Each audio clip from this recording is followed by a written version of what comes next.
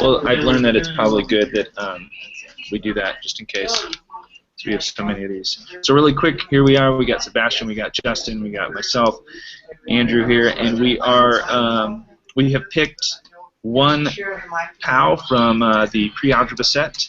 And our focus, our reason in picking it was because we wanted to make student work and thinking the center of our classroom right at the beginning of the year. And how we picked was Women's Walkway. And our charge here in looking at this is what would be helpful to think about and how to get students to effectively reach the learning objective in solving this POW.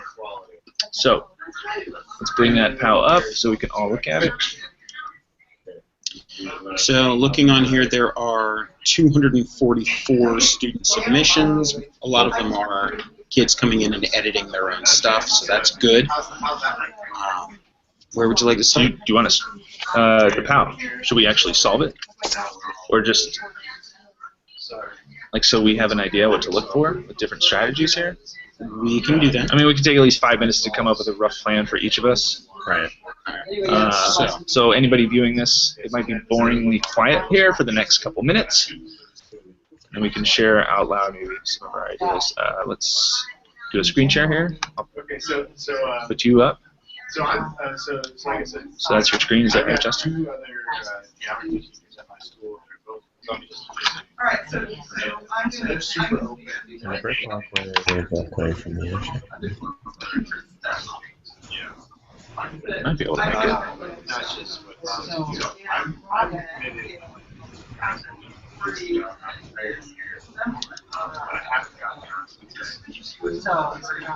just pulled up the scenario without the questions at the bottom. That's what you did? Yes.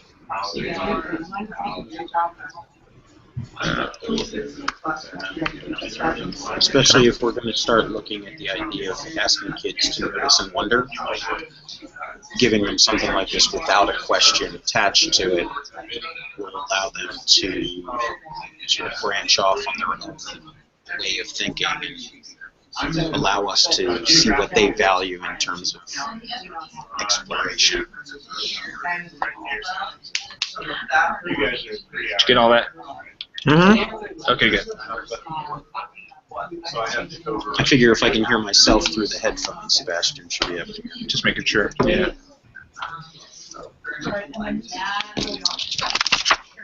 Okay, should we give ourselves a minute or two to... Do you know what the question here is? I don't know the question. I can pull it up. I have it up over here. Okay.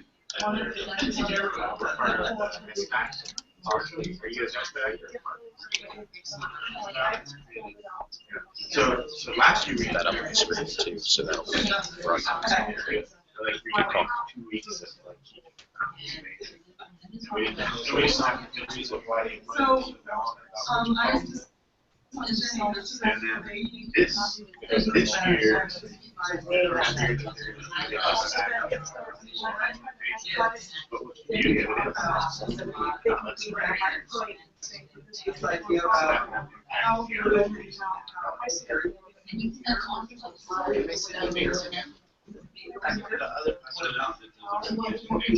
how about you guys?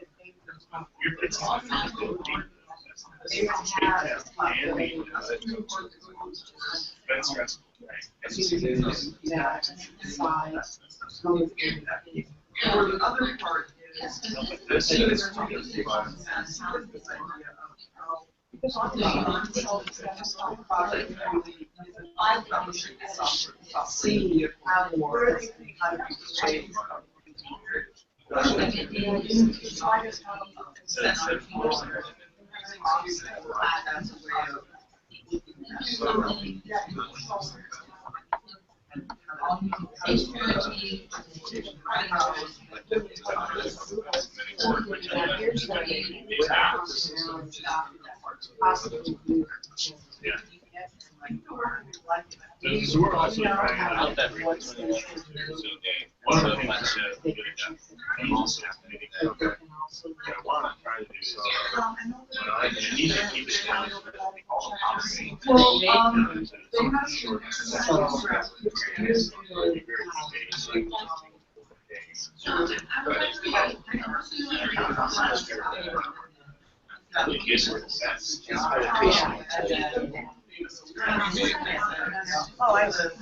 Yeah, but I just want the changes just like this. Oh, I see.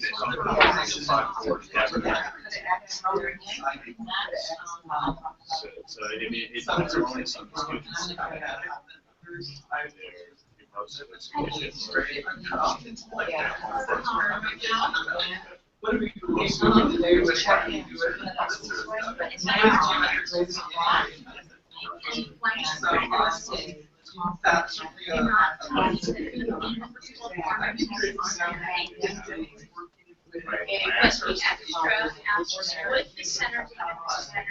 Or you're on where you want them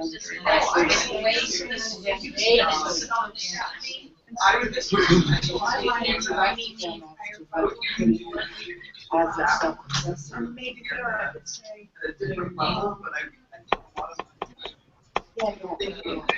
So then they would, maybe all they would do is put do 3, 4 columns, whatever it is. And then you do it, then that code is reviewed. Now what happens is, so I'll show you.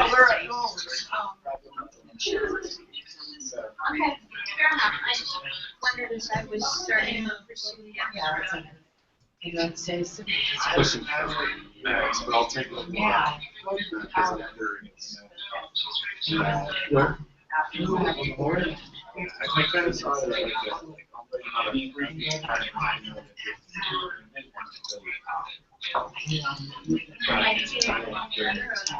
How you doing, Sebastian? Because if I put that in front of Good. me, You have an answer? Mm-hmm. we're almost good enough to take out the one now, yeah. Usually have those answers. As the teacher, You guys have a space. And I don't want to do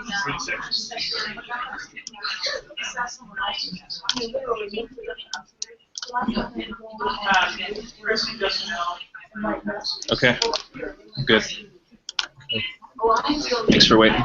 All right. What do we think here? How many bricks would it take? I'm assuming a brick is defined as a 2x1 unit. Yeah, that's what I was. I assume that when they say brick, it's the uncut brick, but it's slightly ambiguous. Yeah, so that's what I went with. Me too. Okay. I got 32 bricks. Or 58. the pattern sample, or the full area. Oh wait, I read that wrong. How many bricks would it take for the full area of the pattern sample? Is it just talking about what's visible there, or are they talking about the whole thing? If you filled it in, I think the whole thing. Oh. That was my assumption as well. But Which I think is we have different fascinating. We have answers. Different vastly answers. different. Yes. Well, my answer to number of bricks for the whole thing would be 64. Okay. They know they have to import it, right? Would you like to explain your reasoning first? Sure. The squares are 1 unit by 1 unit, right? So the diagonal of that 1 unit by 1 unit square should be square root of 2 times whatever their side is, which is 1. So it should be the square root of 2. Should be the diagonal that's making up these triangles along the edge. It's 8 of those triangles by 8 of those triangles. So I multiplied that together and got 128. And I divided that by 2 because there are 2 of those squares per brick. But the area I got is 128, but the bricks I would get would be 64 then.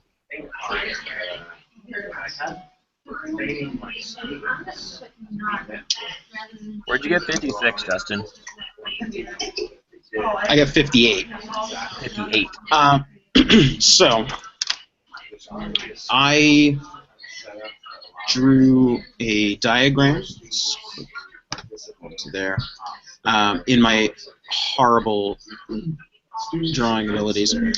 So I looked at the corners that we had and saw, like you did, that we had 8 quarter bricks around the outside, and assumed that that pattern would be continued all the way around, saying that we would have 8 quarter bricks on each side, which would give us 6 bricks for making all of those quarter bricks. Then along the bottom there were the 3 half bricks, 2 that are shown, 1 that is implied if we continue that pattern outward.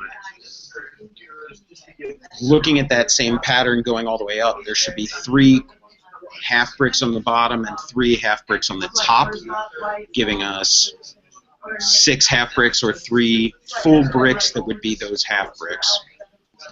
And then I looked at the full bricks that are there, continued the pattern up the side, and saw that there would be 7 full bricks going up the side. So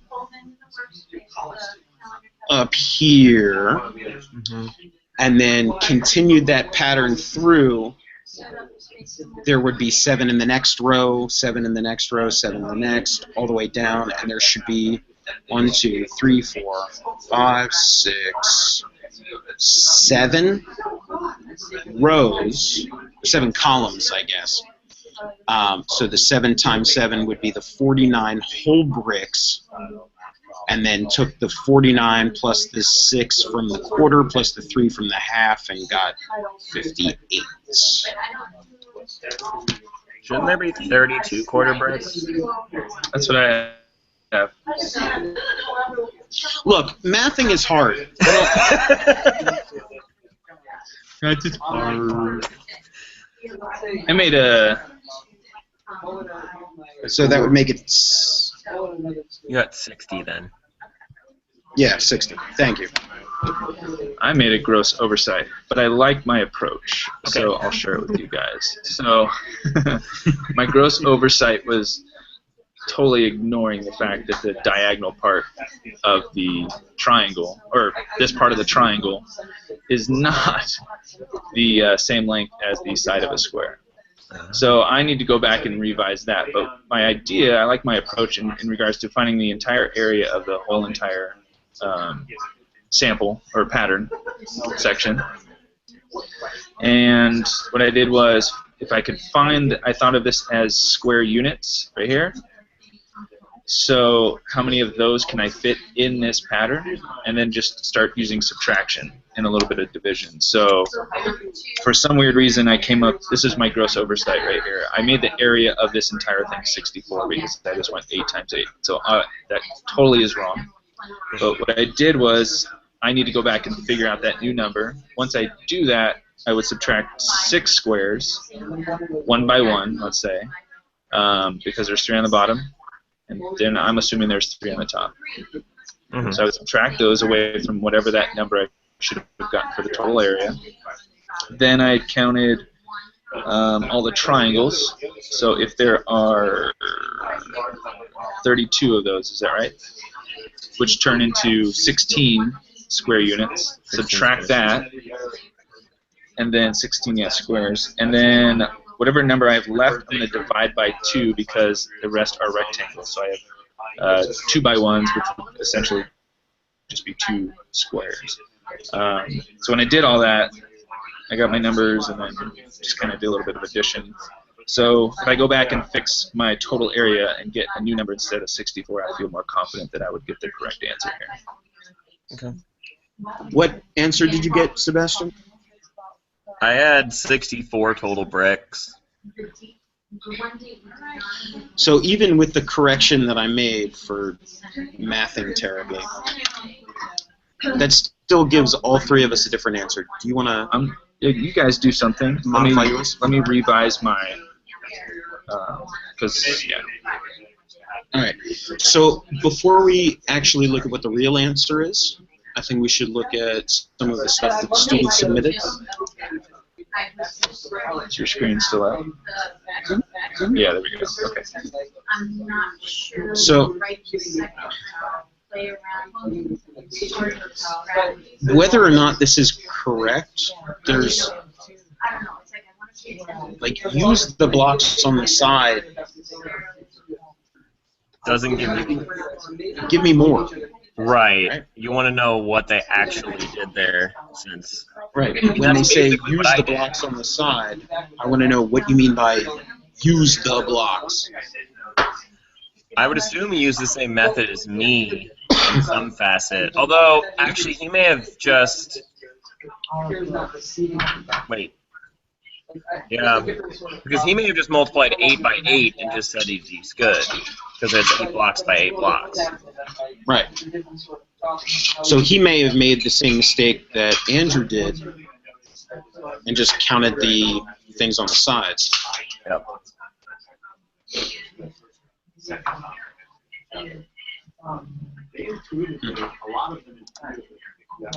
So I don't know what else we can take from that. Okay. So one other. For problem 1, I counted. A triangle was 1/4 of a rectangle. There were 16 triangles. Since they were 1/4 of the rectangle, I got 4 triangles. I think what they mean there is they used 4 rectangles to make the triangles, I guess. 4 triangles to make the rectangle. Yeah. Okay. Then I counted how many rectangles there were, and there were 25 rectangles. Then I counted the squares, and there were 6 squares. I see 2 squares. So I wonder what that. It's somewhat inconsistent because if you fill in, you would get 6 squares if you filled in the pattern, but you Right. definitely wouldn't fill in to get 25 rectangles. 13, 14, 15. No, you wouldn't. No, There there are are 15 there, and that's 15 definitely there. about half of the rectangles. 10 Right. fewer than. It's interesting. So I think looking at that, we may have an issue with unit consistency and how that kid is counting the squares and rectangles. Yeah, I agree.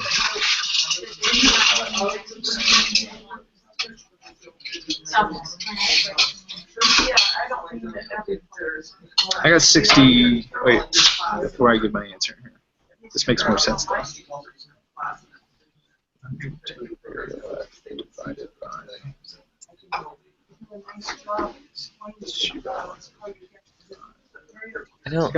I got 66. Okay. So I got the total area of the entire thing should be 132 square units. Where'd you get that? Each diagonal is root 2. They weren't doing the same material. Is that correct? Yeah. Each triangle is 2.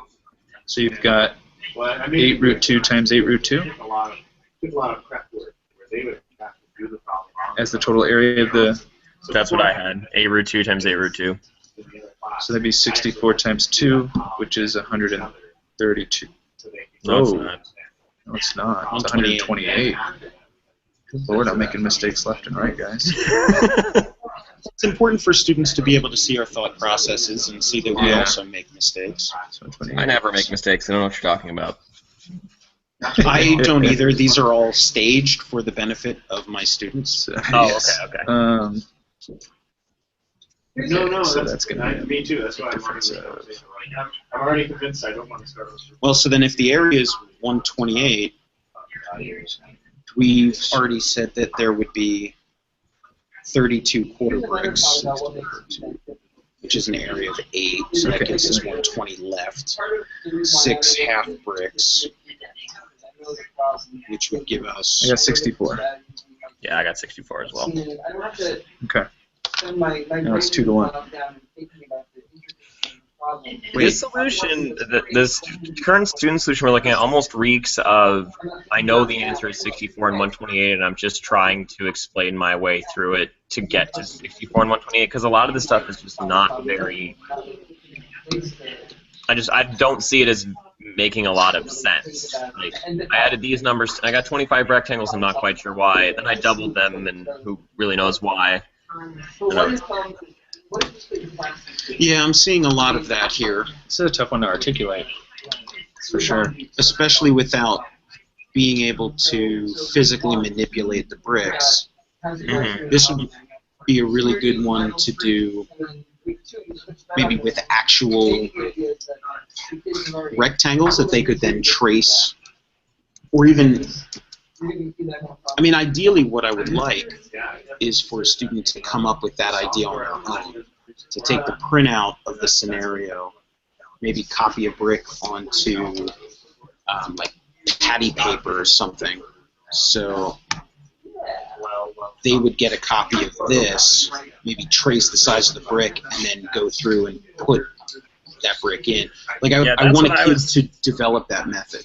That's what I was getting when I was trying to do this. Is it would be really tough for me to draw a picture of this. Like, Yeah. especially since you're trying to keep such a specific size for everything, that I think Check out Justin. Yeah, like, so much. this is chaos. Yeah, I mean, you're just going to get off just a little bit here or there, and then all of a sudden you're one rectangle short, or you come to the end, it's like, I can't put a square or a rectangle or a triangle in here, so what is that? So. Yeah, I mean, I'm looking at the fact that I'm 4 bricks off from what you guys got, and I'm wondering if that's because the difficulty that I had visualizing where the bricks would fit in means that I assumed a brick would not fit where it would.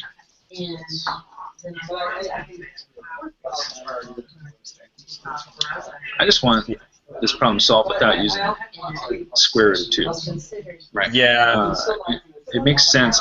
So that's where like the manipulatives would come into play. It would be really What would interesting. be interesting for this problem would be to do it here at the beginning of the year, and then come back and do it later and tell them, solve it again, but show me how you would find it without the manipulatives.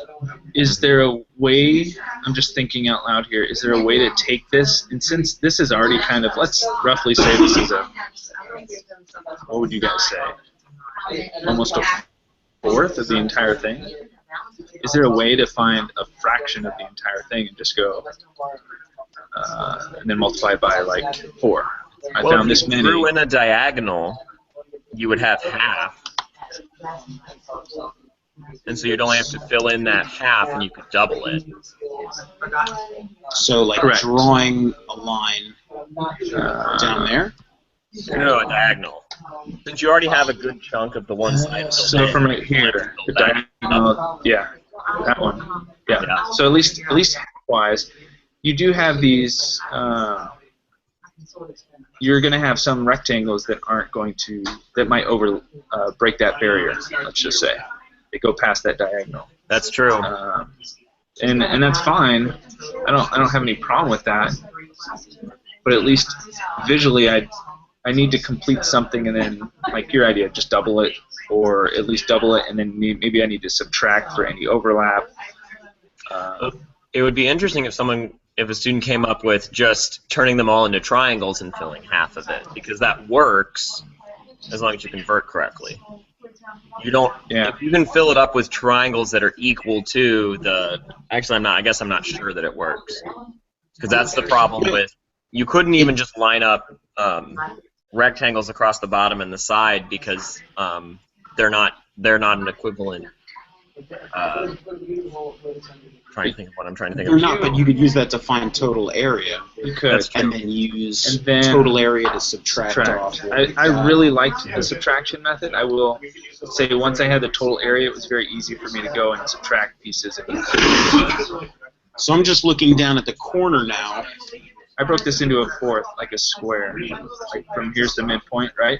And just went up, and then just made a square in this lower right region. Okay. Interesting. And then you could find that and multiply it by 4 to get the total area. Because you're only missing this one part right here, practically, of your square, and a little bit over here. Yeah, and that would be pretty. I mean, that's basically just a square. So if you can think of it all in terms of squares and triangles, and understand their rate, you could totally do that. Well, I was thinking something very similar, but on a much smaller scale. Go for it. So drawing a very small square right here and saying that this area this section has an area of 1, 2, 3, 4 triangles. So this would be and each triangle is each triangle is a quarter brick. So that'd be your 2x1 brick. Right there. Just reformed into here. So if this is an area of 2, if I'm looking up the side, we've got 1, 2, 3, 4, 5, 6, 7, 8 by 8. Because that is a square that sides are equal to the square root of 2. Right, but we don't even need to think about the idea of it as square root of 2. I know that. I'm just saying, like, it works out that way because it is a square. The side's a square root of 2. Right. So then it's just 8 by 8. You find the number of bricks. It's actually sort of the opposite of what we did when we found the area and divided it in half. It's finding the number of bricks and multiplying it by 2 to find the area. Yeah. And I think that method works pretty well, both the one you did on the larger scale and the smaller scale.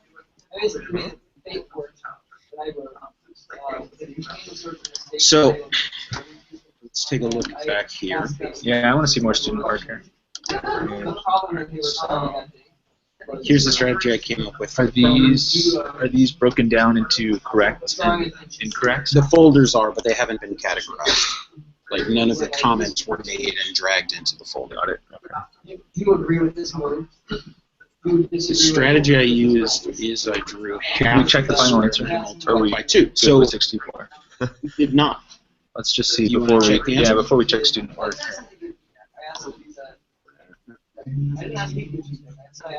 Solution. I found it funny that all I had to do was take my original answer and multiply it by 2.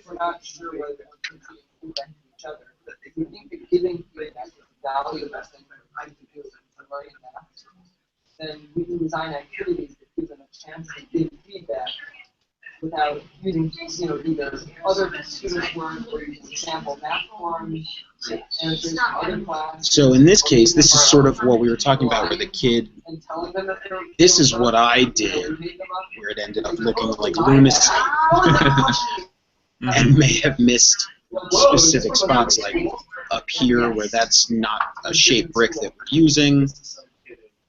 There's like spots where green and yellow are overlapping in the same spot. Yeah, they need a straight edge. Which is what happened in the second one. Used a straight line tool to make the drawing as accurate as possible. Oh, that's interesting. That'd be awesome. I would love doing that with kids. Oh yeah, indeed. And this would fall back on like yesterday, like think of things that you would, how would you represent this? What would be some tools that your students would need? Candies, in our case yesterday. Yeah. So and then here's the another strategy where they did the same thing, divided in half.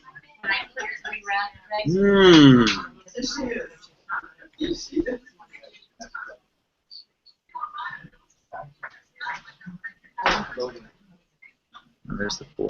There's the 4th. To 8s. Yeah. That's interesting Eight's- too, eight's because pretty the 8th cool. is actually filled in all the way. That's what it's called. All right, so Yes, it would.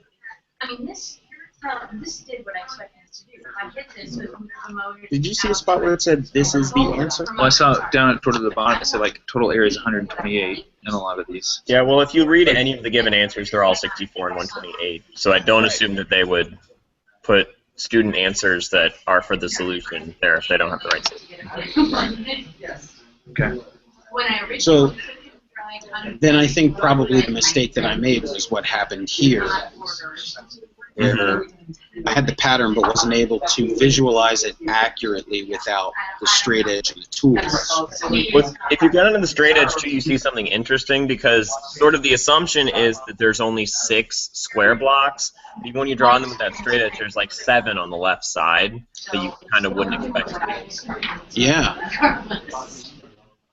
That one doesn't actually have to be a square, but if you go down from there, there's a whole bunch of squares. I feel like they made some of the rectangle squares, though. Yes, they did make a couple. Like that one. But these all down here, like they're following the same pattern. We need to have squares. Yeah. so and then this 1, 2, 3, 4, 5, 6, 7, 6. Yes, but one is under on with it's okay, so that's another 10, 11. 12. So there are 12 squares, which still doesn't put me in the right answer. That puts me at 63. I think a lot of it's about that No. counted for 12 squares. 7, 1, 2, 3, 4, 5, 6, 7. 1, 2, 3, 4, 5, 6, 7. 8 is another solid 2 up here.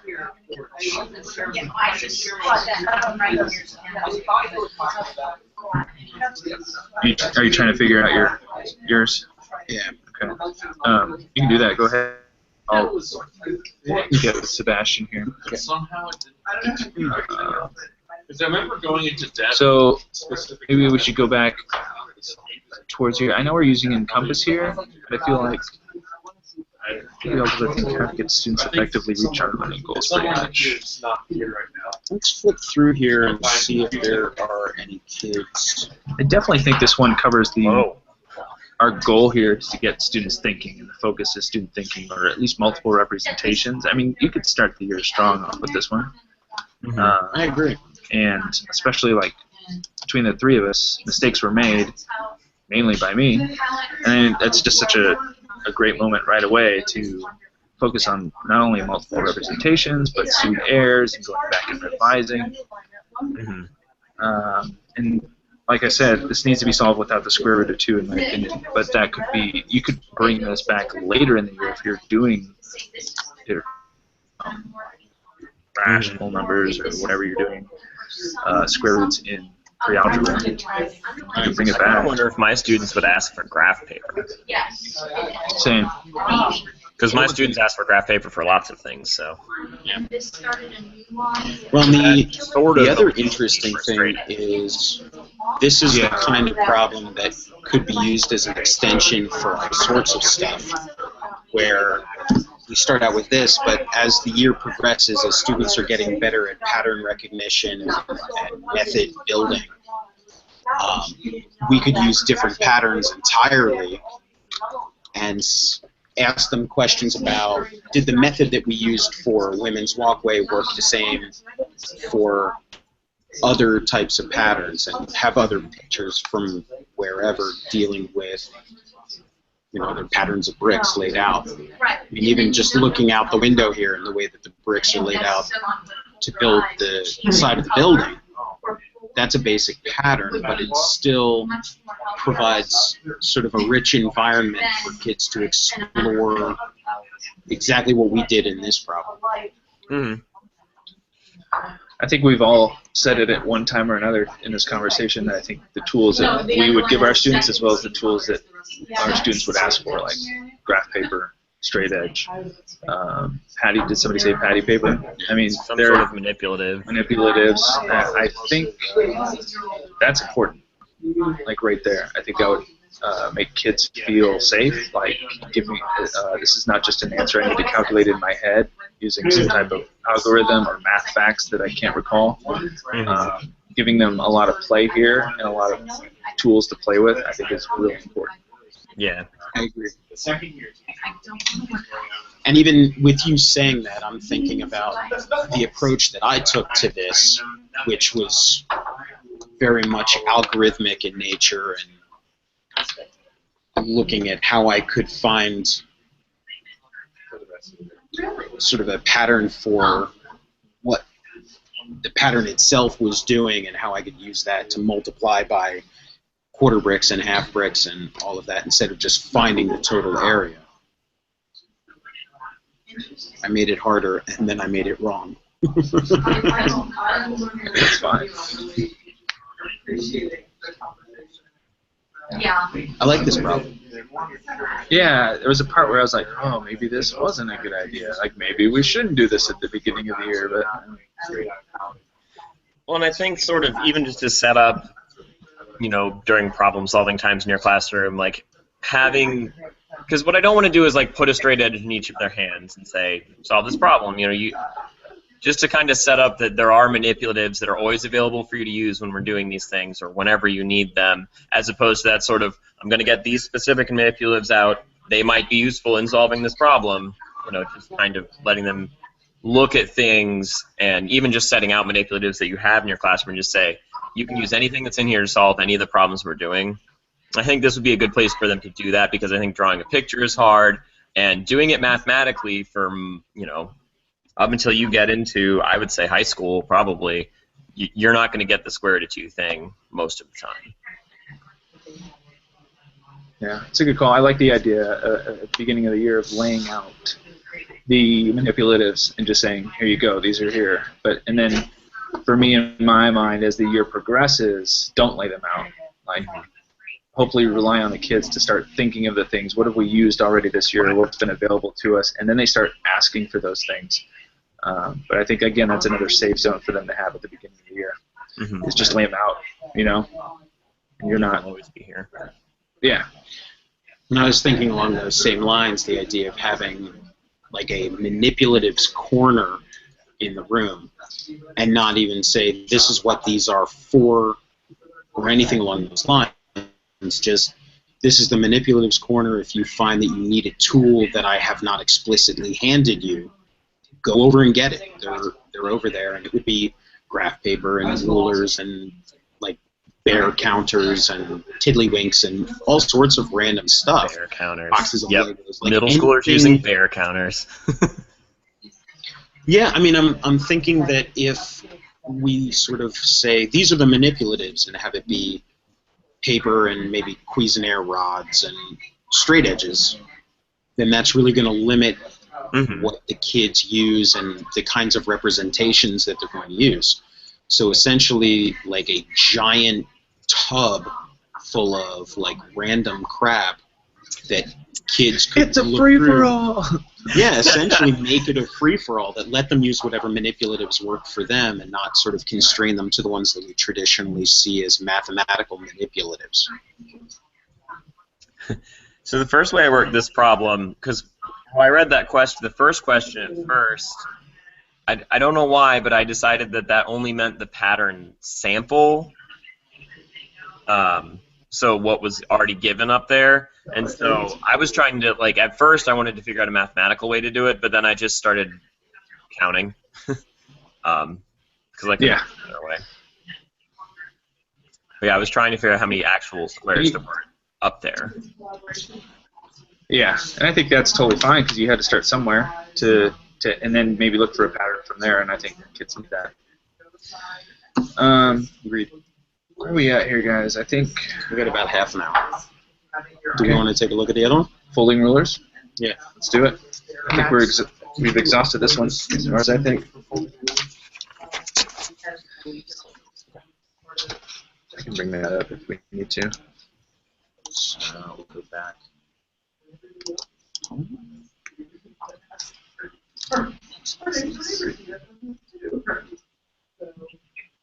Yep, there we go.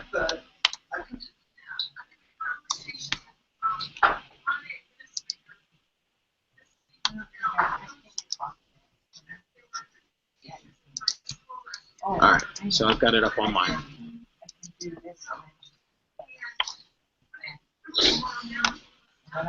So, A folding ruler is a wooden ruler made of straight hinged sections that can fold or unfold depending on how much ruler you need. The one that I have is 6 feet long and is split into 12 sections of 6 inches each. Imagine bending a ruler to form the shape of a triangle.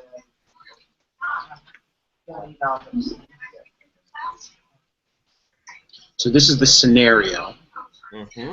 When we were first looking at this, the idea was that students would not know what a folding ruler was. But now it's going to be in the corner of your group.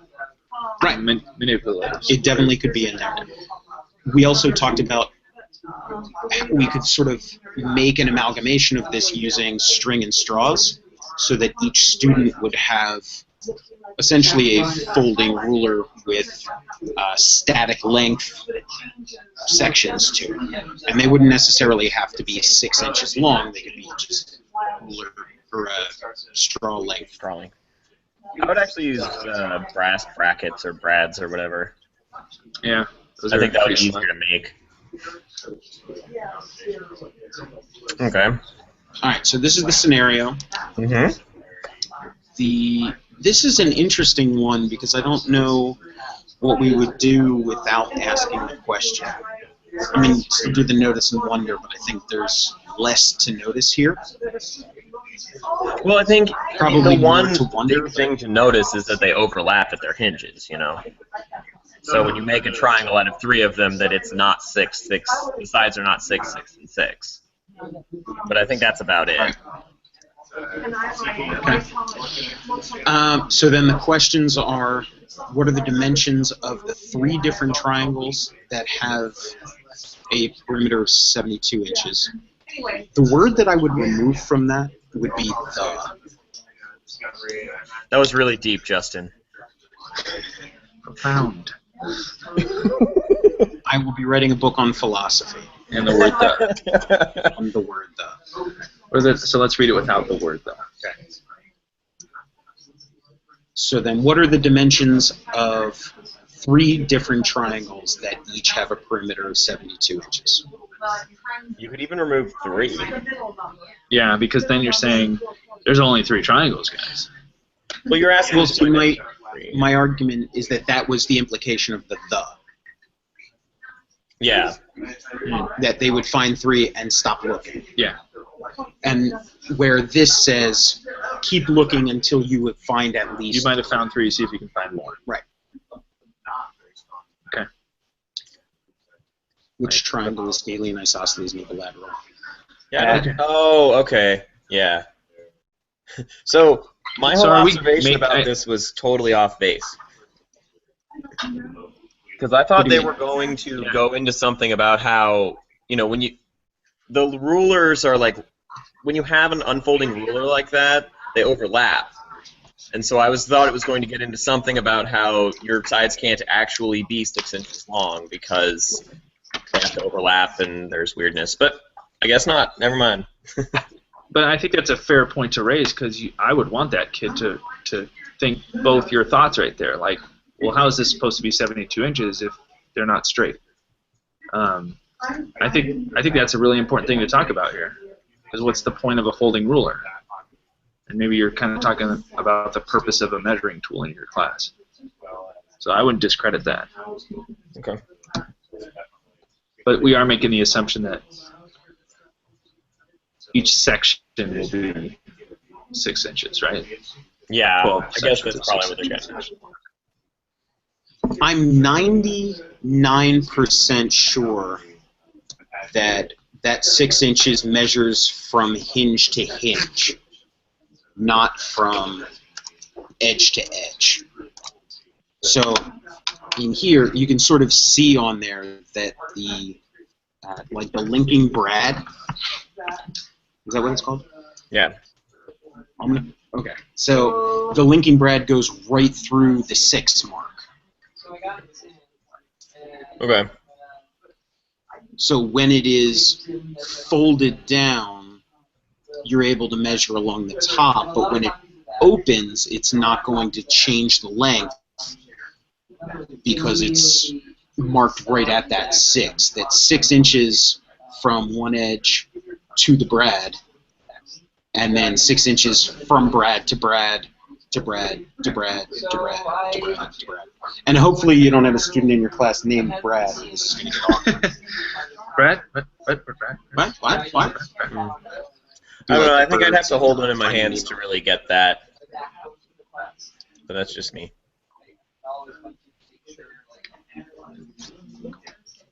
So we got this. I don't. Yeah, I agree. We need that tactile part of this. That would help here. But I guess you'd have to make one. Well, and that was sort of my thought about making it out of straws. So that on the ones on the straws, it would actually connect end to end. And you could talk about the difference, or even have the students look at the difference between how that's set up and how this is set up. And how would you connect them end to end? Not saying you can't, just curious. How would you connect them end to end? My thought was you use straws and you run string through them. So it's basically just a bunch of like straws with a string passing through it that you tie off at the end. So it's it could make like a big circle almost. Yes. Yeah. Okay. Or like a kindergarten noodle necklace. Okay. Drawing on past experience. There we are. A good teaching method. All right. Okay.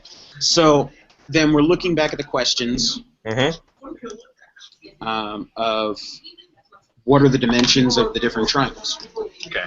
My other thought with doing this in straws is that the kids would not get hung up on 6 inches, that they would be able to use different units, like it would be 5 straws by 3 straws by. Because we know that there's 12 sections. So you could do this even without dealing with inches at all, and just say you have 12 straws on a string. Show me the dimensions of as many different triangles as you can come up with, using all the straws.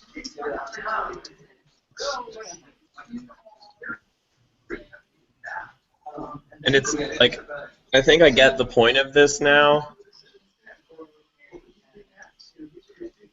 And I think you have to have some sort of manipulative, something physical for them, because they're not going to get. I think I know what they're shooting to teach with this, and I don't think you're going to get it unless they have something in their hands.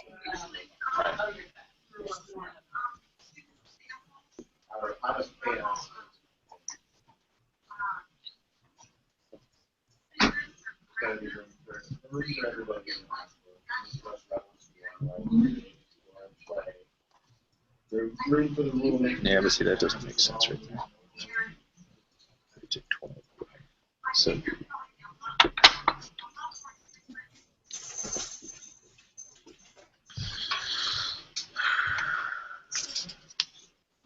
See, and again, I'm looking at this, and I'm seeing more than 3 different triangles. I think the isosceles. I'm not sure that's possible. What? More than 3 triangles. Really? Yeah. Suzanne, do you have any bread?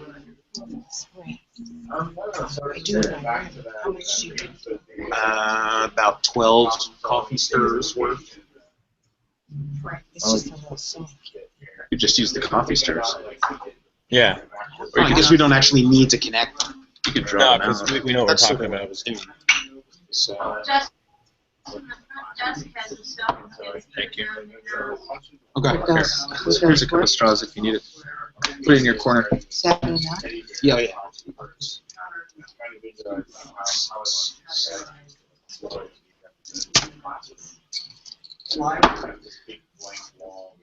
So we can draw it out on paper, but then we have to make, like, how much do angles factor in here? Well, and that was sort of my thought.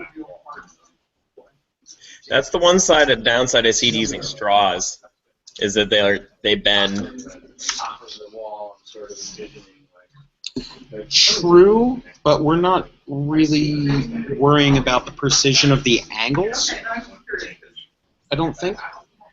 Well, there's a reason you don't want them to move. Or be flexible, at least I think there is. What are you making? isosceles. So here's the. That's a 30, 30, 12. Mm-hmm. Yeah. Okay. So then we've got the equilateral, which would be 24s. So you've got 5 by 5 by 2, and then 6 by 6 by 6, right? yes. Okay. But I also had. Wait, 5 by 5 by 2, 6 by 6 By By 6. 6. No. 4 by 4 by.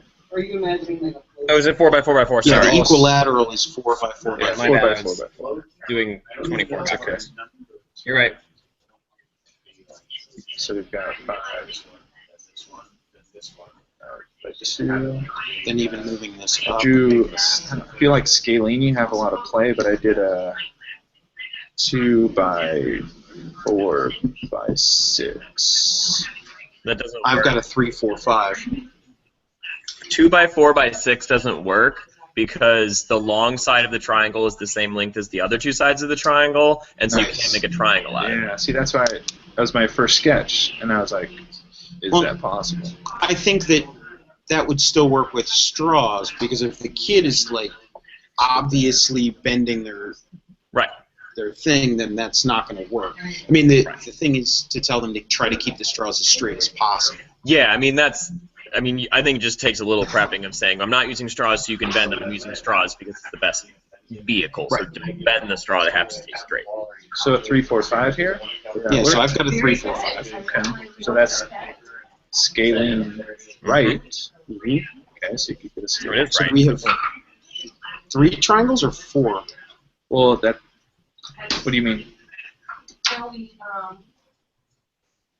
Scaling is right triangle. No, I know. I thought we had 2 isosceles. We have a 5, 5, and 2. Could we do something else? I think we can also. No, that's a. It would have to be 1, 5.5, 5.5, Hmm, maybe there are. 3. Can't do the halves. Right. Right. We do a. Can't take one Oh, away. could you do? Because if you go to a 4, then you would have. Well, you equal- can't do a 3, 3, and 6. You could argue. I mean, you could argue the isosceles or the equilateral is another isosceles. True. But 3, 3, and 6 runs into the same problem as 4, 2, and 6. Yeah. Right. So then that would lead really well, I think, into a discussion about the triangle inequality theorem, if you wanted it to. That's what I thought. That's why what I was saying with there's a reason, these are all really specifically made so they really see to understand, like, oh, I can't make a triangle with sides like this because it just ends up being 2 lines.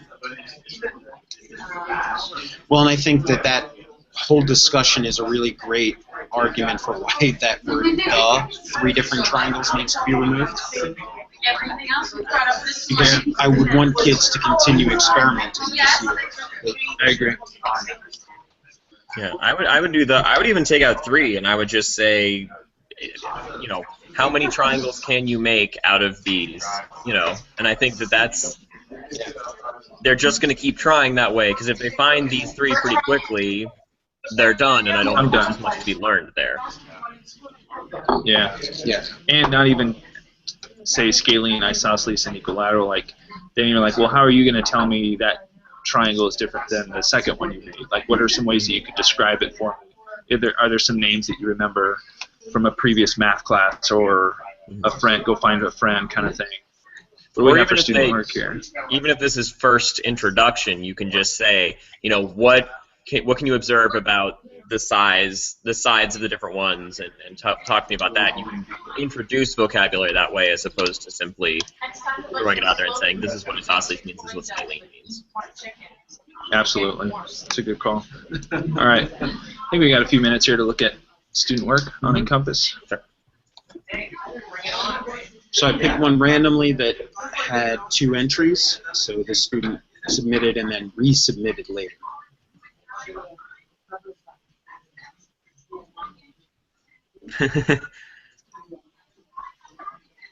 He did the same thing I did. Well, and I think that revelation is really powerful too, that students need to see that other kids are working on the same methods and different methods than they are. Right.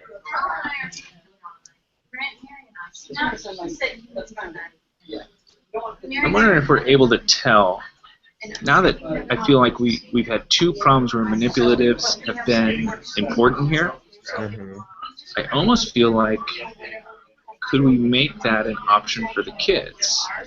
Like, even if it's as simple as a checkbox, like, did you use manipulatives to solve this, yes or no? Or if you did, put that in your explanation. Because I feel like a lot of this is just the problem-solving process, but I feel like we're missing a big part of the picture here. Yeah, and I think, as Justin just said, it's really important because some students are in that mode where they're entering math class, so everything has to be paper, pencil, and numbers, and if they see these students online or other students in their class, it's okay to get out some pattern blocks and just put them together. Mm-hmm. I think those students are going to have a better time. Thinking, wait, there's all these other people using manipulators, it's okay if I use one. And I completely agree. To piggyback on that, I mean, I get a lot of students who are still counting on their fingers, Mm-hmm. and a lot of other teachers have a problem with that, and I really don't.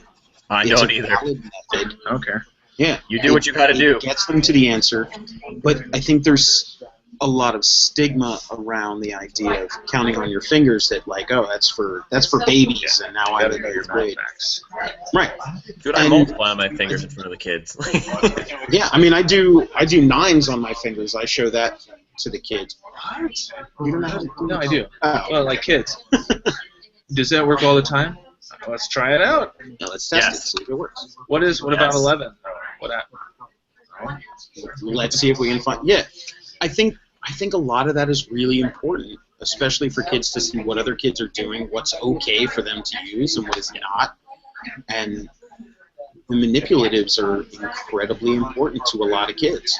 And I would love to have a lot more student work to share with my students because I'm always really worried about those kids who do have those things and they feel like they're the dumb kids in math because they still do all these other things. I hear teachers do all these things with large groups and like competition and stuff, and I'm just like, I know that saps kids' motivation, and I know there is some, but I would love to have access to a lot of this to show to kids and just say, look, this guy did exactly the same as you. He's older than you, all that kind of stuff. Yeah, that's pretty powerful. Yeah. And I think that we can foster a lot of that by having that discussion and having the kids explain what they did and why they did it, Mm-hmm. and then being able to say, this is a perfectly valid method. It may not be as sophisticated as other people might need, but it works for you. It is mathematically sound. There's no reason why you shouldn't be allowed to use it. Yeah. And that was sort of why I was thinking about the counting bears. Mhm. That they're very elementary school, but they are still very valid. And if kids in middle and high school find value in using those kinds of manipulatives, then they should be allowed to express that value and express their learning and their thinking through whatever medium works for them. Right. Do you guys think that should be part of the submission here? Like, as kids type in their responses, that there's something that says, "Hey, what did you do beyond just explaining this to me? What tools did you use?" Yeah, because what I worry about with my kids is that they would work through a pretty cool problem-solving process, but then they would feel their final answer would have to be written in math language, and so they would be like, well, I found the area by doing this, because, even if they didn't even do it that way because they're trying to either impress me or show that they know what I'm trying to get at. I would worry about that a lot with these, actually, that they do so much editing in the long run that they lose the problem-solving process. Yeah. I do a lot of that in my class where I have to use the phrase, don't try to impress me with the language. I want to know what you were thinking.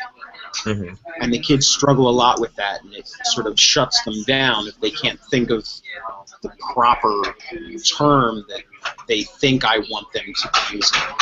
When I don't really care that much about the terms at the beginning, I'd much rather have them elucidate their thinking, and then once we've dealt with the thinking aspect, then we can start talking about how to translate that into professional mathematical language. Yeah, that was something I got frustrated with my administration last year about, because we were talking about how important it is for them to use correct vocabulary, and I'm just like, who cares if you call it the top side of the fraction or numerator? Like, it doesn't matter. Descriptive language is just as good as the correct mathematical term. Yeah, I mean, I think it matters later on, but certainly not during the learning process. Yeah. I would. Do you know? Can you see? Fawn and Arlene, I think, and I were trying to do this. Can you look? I know they're allowed to upload pictures. Can you see it in this screen? We have not seen examples of that yet. I haven't. Jeff said that he's done that with his kids, and he was going to show us what that looked like. So, yeah, Jeff's done it through the actual Math Forum website, but the actual Encompass software, that's a point that has been raised every day by multiple people that we want to see more images in here. Mm-hmm. And even in the hangout I had yesterday, we were hoping to even go beyond that, like upload an image and select parts of it, or put like pins on a certain part of student work, right? As well as maybe an audio component where kids could like have about 30 seconds to explain some part of their work. I think there's definitely a lot more features that could make this pretty robust, in my opinion. Mm-hmm.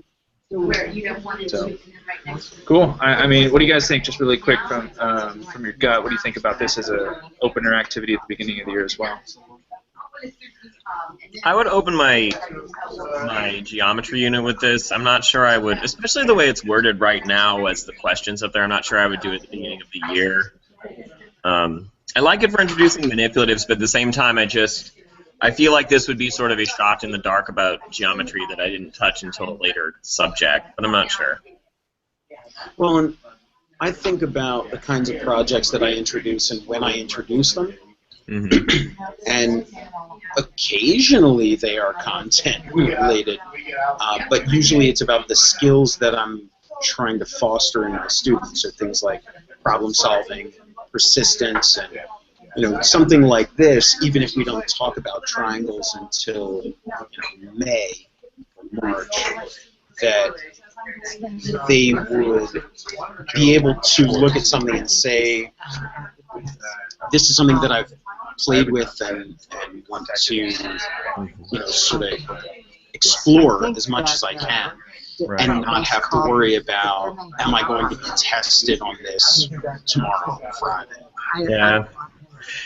I guess I just felt with the other one it was a lot more, to me it was a lot less content heavy. And if I gave them all 12 straws, like even if I just took it out of its context, I just gave them 12 straws and said, make some triangles using every straw, I would be a lot more comfortable doing that at the beginning of the year as opposed to the 6 inches, it's a ruler that you have, they have to figure out what's going on with this ruler, they have to figure out how long the actual sides are, they have to say that it's isosceles scaling, that kind of stuff. Like, I think it would be a more fun task, and it's not like, cost-wise, it's that much for me to give every student 12 straws. So I could do it and even give it for homework. Say, take these home, and by Friday, tell me about what you found out about the straws and the triangles. And that way, it removes context of 6 inches and isosceles scaling equilateral, and it just gets down to talk to me about triangles. I completely agree. I like the idea that they're not really worried about the calculation, that they're much more concerned about the problem solving itself, making it a puzzle rather than a test or an assignment, or essentially like you said, here's 12 straws, tell me everything that you can figure out about how you would make triangles using all of them. It would be interesting to then, once you get to, if you're working on triangles, have a unit about triangles or whatever, when you get there, give them 12 straws again and say, you don't have to use all of them. Make me some different triangles and make me some failure triangles and just talk about that. So you have the basis first, and you have that reminder later on, and then they can build some different size triangles and talk about why it works with 4 straws and what would work with, ooh, that'd be interesting, what would work with 4, what can you make with 5, what can you make with 6, what do you notice about the patterns of 12 makes 1 of each, 9 you can make, you know, Whatever it is. probably make at least 1 of each. But it'd be interesting to see what they can observe if you set them up to do this at the beginning, and then either the next week have them use different numbers of straws, or once you get to geometry, have them use numbers of straws to further get the point home. I agree. And I really like the phrase you use, failure triangles. Yes. So not just what triangles can you create with these, but what triangles can't you create, and what do you notice about the patterns there? Right. So the idea that you can't make using the straws, like a 3 by 3 by 6. Well, why not? Why can't you make that triangle? What happens when you try? Right, what happens when you try, and looking at the way that the kids might think about it and say, well, there's a tiny little space here, so maybe there is a very small triangle. And having that debate about, is this actually a triangle? I think there's a lot of richness that can come out of that in terms of discussion and problem solving and pattern recognition. I agree. I think you'd have to have some pretty standard length straws. Long-term problem, I think. Yeah, going back on, like I said, I'm not even sure I would use it in this Encompass context. Like, I like the other one for that. I like it for try and do something, because I think there's a lot more wrong answers. Like, especially once you get to 7th, 8th grade, once I put the straws in front of them, there's only, you know, X number of combinations they can even make out of the straws, and so I don't feel like it's as rich. You know, you can definitely teach some things, you can definitely learn some things in it, but I don't think there's that many different ways you can actually, you know, arrange the straws to make triangles. I agree. So I'm not, like I said, I'm not sure I would even put it into the Encompass. I think I would just give them straws and say, come back to me tomorrow and tell me what you did, or come back to me 2 days from now and tell me what you did. Okay.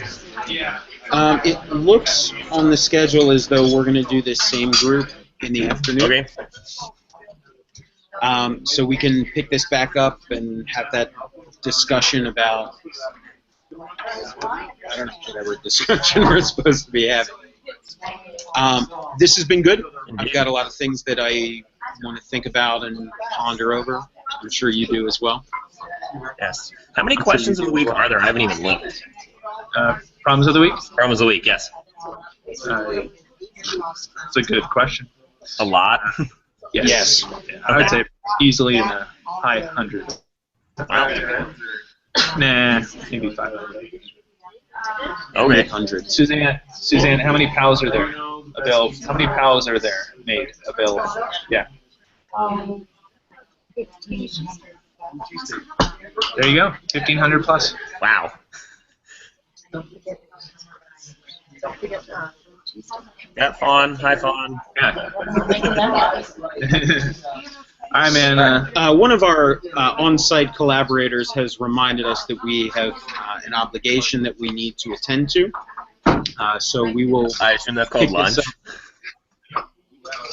You can't smell that? No, they never. You don't have your smell-o-vision on?